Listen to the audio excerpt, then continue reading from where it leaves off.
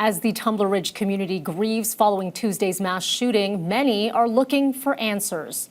Could this have been prevented? What was the suspect's mindset or motive? I spoke with former RCMP major crimes investigator Bruce Pitt-Payne, based in BC, about the intricacies of this investigation. Yeah, definitely a visceral reaction. It tended to take me from bottom up thinking as opposed to intellectual down. Hit me right there in the stomach. It's not just as an ex-police officer, as a current investigator, it's as a human being. And I think that this particular situation, as tragic as it is, as unexpected as it is making a lot of people feel the same way. That's why there is so much interest. And the beautiful part is, I think it's predominantly support for the people of Tumbler Ridge is so beautiful. Mm-hmm. Bruce, I think in the days, weeks, perhaps months to come, this investigation, we will learn more about it. But certainly from your expertise, assuming that this will be a multi-pronged investigation, there will be a lot of organizations involved in it. Can you break down what that might look like? Sure. I can see three prongs right off the start. The RCMP prong, the investigation into the shooting, the investigation into, even the planning of it, including, and I'm very much hoping that at some point the RCMP will release, due to their investigative findings, the impact or the effect of a situation before where the firearms were seized and then ended up being returned. So that is one prong, and it's going to take a lot of time. It's not as if the RCMP can say suspect is dead, let's move on. They still have a lot of work to do. The second prong, it would have started already. The coroner would have been notified.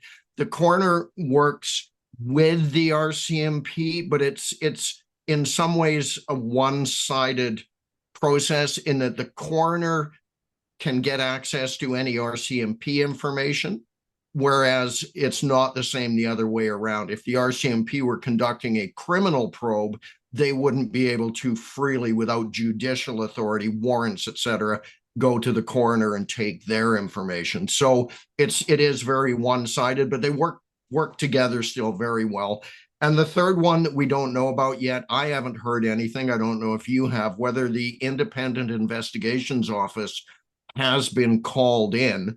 And the sort of thing they could look at is, because their mandate is, if the police are involved in a death or an injury, and it doesn't say blamed or at fault, it says involved, then they might be called in to investigate if there was, through action or, and this is important, inaction of the police, if any of those two things led to the result, the tragedy.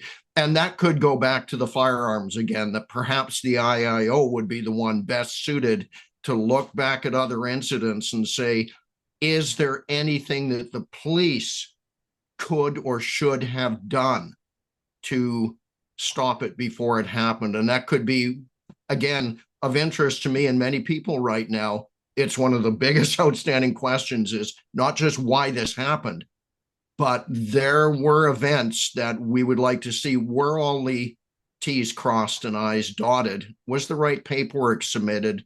An example being, when the guns were seized, it could be as simple as this: was a section 117 of the criminal code application made for the safety of people to keep those guns and not have them returned? Those are very, very, very important parts that should be looked at, and perhaps a truly independent agency such as the IIO should be looking at that. Okay, so these are, again, as noted, several pieces that will be looked at in the months to come. I want to speak to the suspect.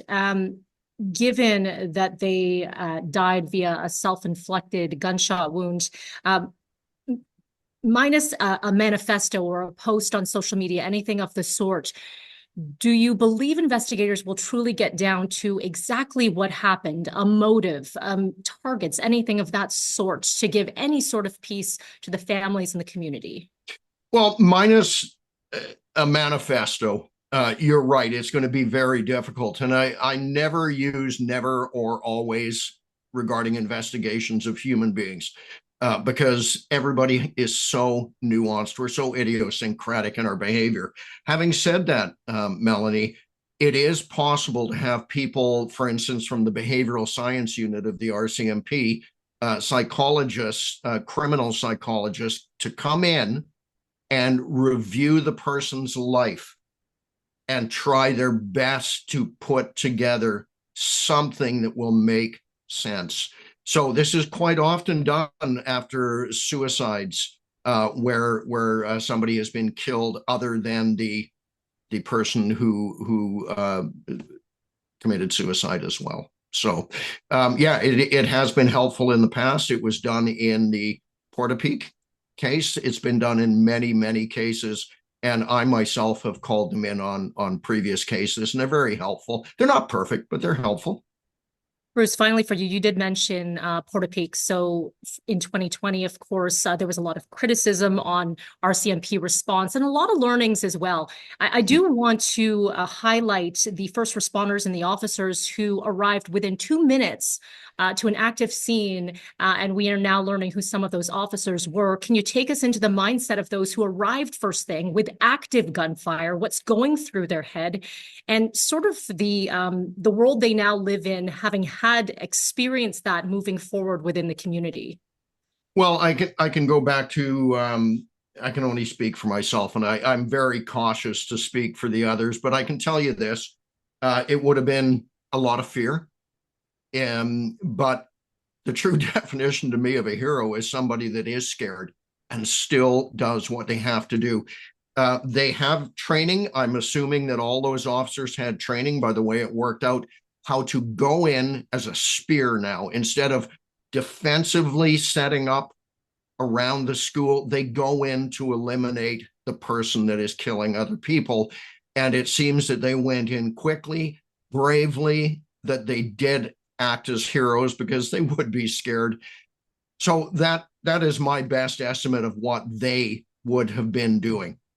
As far as afterwards, I don't think any normal human being that experiences not just the fear of death, but then seeing the death of other people is ever going to be able to wash that from their memory. It's not like some shows would say where you repress it. It's the opposite. It is there forever. It becomes a part of your life unless you go and get help. And I'm a true believer. I have PTSD from situations that I went to. Accept it, honor it, validate it. This is my message to anybody in Tumbler Ridge right now, not just the officers. Accept that what you went through was not normal. You earned the right, the privilege to feel horrible about it, to possibly have lingering thoughts and feelings and fears. You earned that right. So you also earned the right to be helped by others. Go and get help. We appreciate you joining us today. Former RCMP Major Crimes Investigator Bruce Pitt Payne, thank you so much. You're very welcome.